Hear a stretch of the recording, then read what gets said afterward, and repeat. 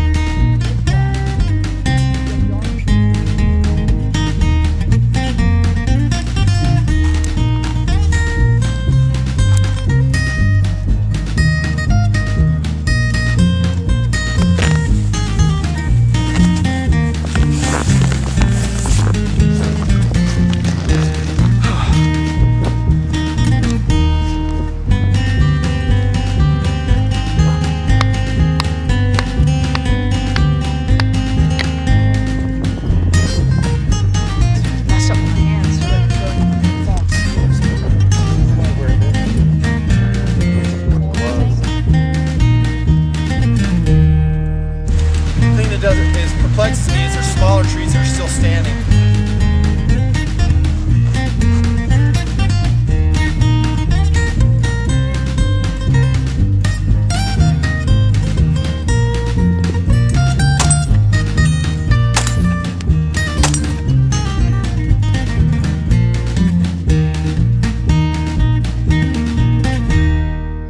In the corner of the room where I do all my reviews, I've had a stack of gloves staring at me. Every time I come in to do a knife review, a gun review, there it sits, I look at it and I say to myself, I really need to do that glove video. And tonight's the night. Hey guys, it's Nutnfancy. Here comes a free-form philosophy/review video on glove systems, where I'm at right now. I've had hundreds and hundreds of TMPers around the world ask me, hey, do you feel any different about glove use, about what you reviewed in 2008? What's changed? How do you approach it? And I'm going to cover kind of the tactical arena, and then I'm going to flex on over to the outdoor arena, and I'm going to start off right here, and that is with my most often previous reviewed, highly recommended mechanics gloves. These are great all-around gloves. I've been using them probably like 2.5 years here in TMP. I reviewed several other tactical varieties, dedicated, you know, so-called tactical gloves, which are usually much more expensive and no more capable. My mileage, of course. I've stuck with these. Ever since I reviewed them, I really haven't worn anything else. If you watch the videos of all my running and gunning here in TMP, these are the gloves that I wear. This is what they look like new in package, by the way. I order them off Amazon.com. They come in black and coyote. Coyote obviously is my favorite color. Not always though, but usually. There's a SKU number if you're interested. I wear larges. And these are my all-around favorite, both tactical and outdoor gloves. Really quickly, since I reviewed them in detail already, they just have excellent dexterity. Okay, they fit well. There's no extra loose fabric on the tips of the fingers. They go all the way down to the joints of the fingers. If you get them to size or fit your size correctly. Synthetic palm, it's not actual suede, so if it gets wet, it will dry out quickly. Breathable back, Velcro strap. They're not perfect, and no glove ever will be perfect. And by that I mean, you can't ask a glove to do everything. For instance, sometimes it's really, really cold out, and I'm wearing these mechanics gloves, and guys will ask, why are you wearing those, dude? I can't see how you're staying warm in those, and everyone else is just freezing their fingers off. And honestly, I am too. I mean, these are not insulated, nor do I want them to be, because I'm pulling triggers. I need to feel the trigger for maximum accuracy, especially if the shot is long. I'm loading magazines. I'm picking my nose. You know, important tasks in the desert. You with me? Love the mechanics gloves. There will come a time, temperature range, when they will no longer serve me. I'm saying when it gets really cold. And everybody's going to be different when they reach that threshold. But generally when let's say tactical stuff like running and gunning, I've made the choice that I'm going to accept some temperature loss for dexterity. There you go. And the mechanics gloves for me have been serving so well, I'm really not looking for anything else. They're like 19 bucks. You know, why go out and buy a pair of Blackhawk gloves that were, you know, are $60, especially when I go through these. I'm going to get about 6 months out of these gloves. Shooting, knife tasks, and then I'll do some around the camp tasks when I take them backpacking with me. throw in steel. I'll get to that and some downsides of them. And this is what the glove looks like after, I don't know, 6 months. They're just blowed out. You know, it's time to retire them. So I go through about, you know, lots and lots of pairs of these, but that's to be expected. I also find that the Velcro will wear out on you. If you ever see me shooting and they're like this, it's because I intentionally did not do them up because I'm trying not to wear the Velcro out. But I've learned lately, it's just me learning, that I attach them now because usually I'll wear out this portion right here before I'll knock out that Velcro on the wrist. I love them. Now other guys are out there shooting that have variations of this style of glove. They don't have the exact Mechanics brand. And there's some Mechanics gloves out there that I don't care for. They have like vinyl on the back. I don't like any of those. They don't do anything for me. I want the back to breathe, get the sweat out. If I've gotten them wet, I want them to, you know, breathe and dry out. And then they might have extra layers of Amara synthetic suede on them. Don't dig it. But other guys wearing these, you know, they'll peel them off and they'll go to a warmer glove. So let's say it gets really, really cold and I'm still running and gunning out there. What glove do you wear, Nutnfancy? Well, it'd have to be really cold for me to peel these off and to go to a glove like this. Maybe a fleece glove. And if you saw the Tactical Solutions basically shooting in a blizzard last year, that's 2011, I think at one point in the shoot I flexed to those right there, the North Face fleece gloves.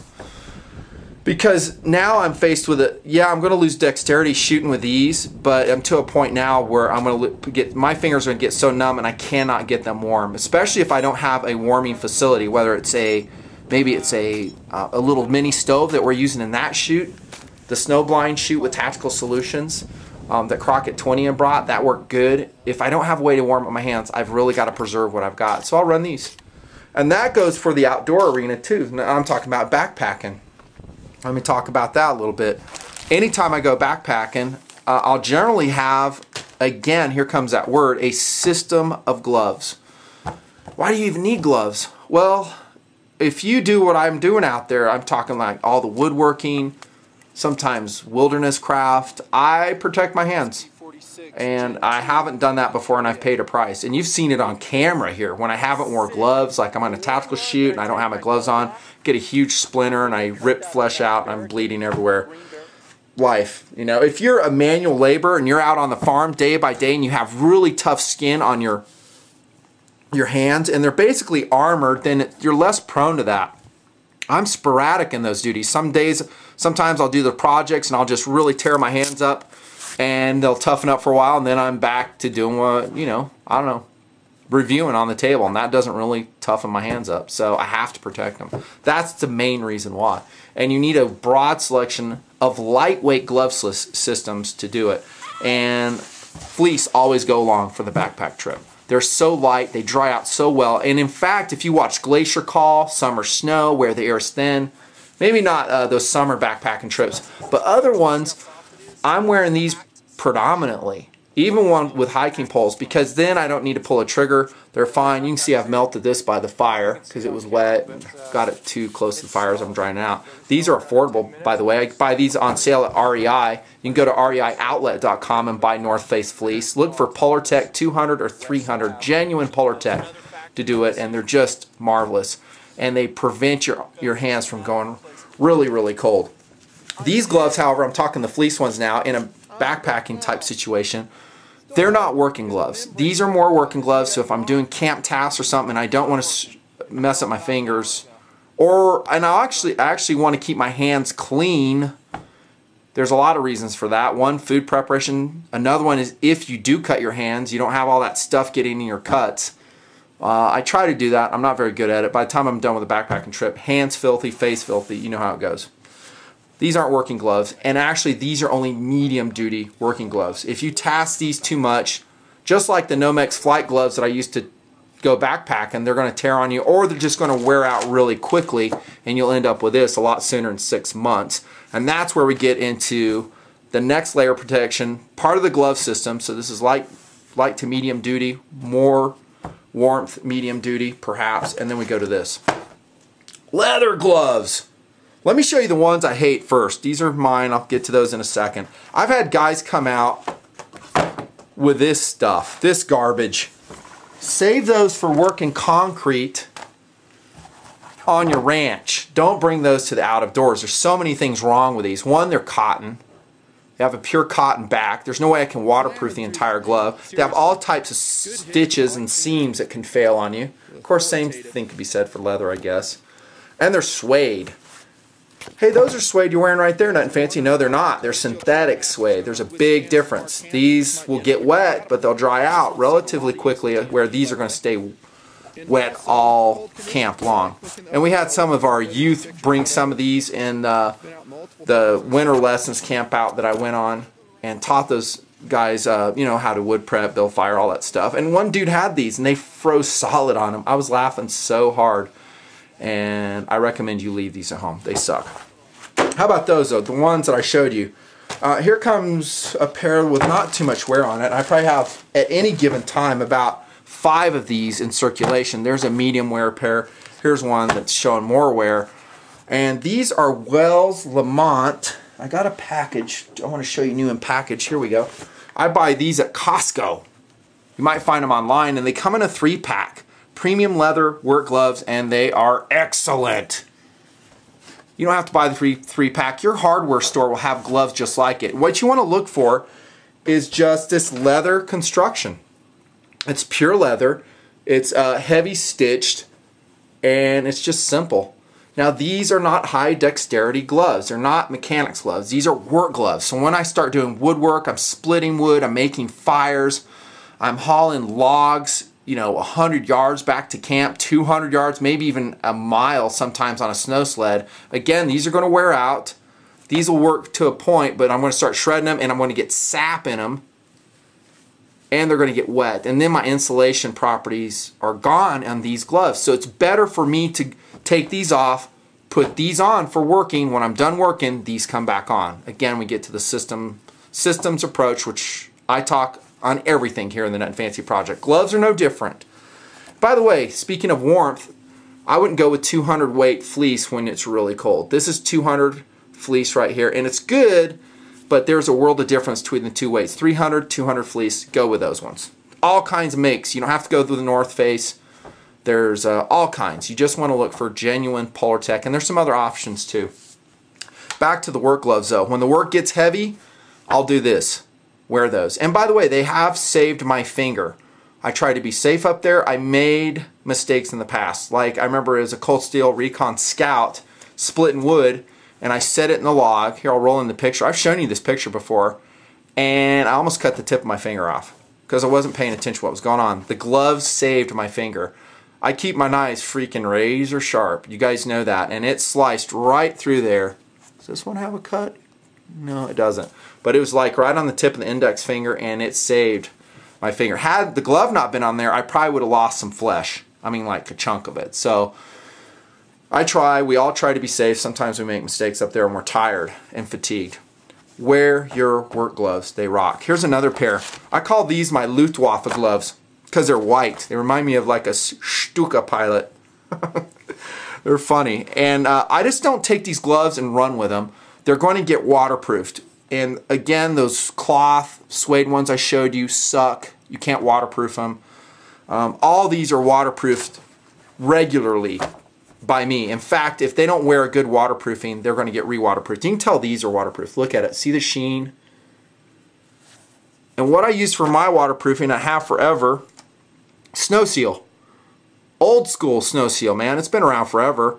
And it's just basically really thick, kind of greasy wax that I just wear the gloves and I start wiping them all over the glove.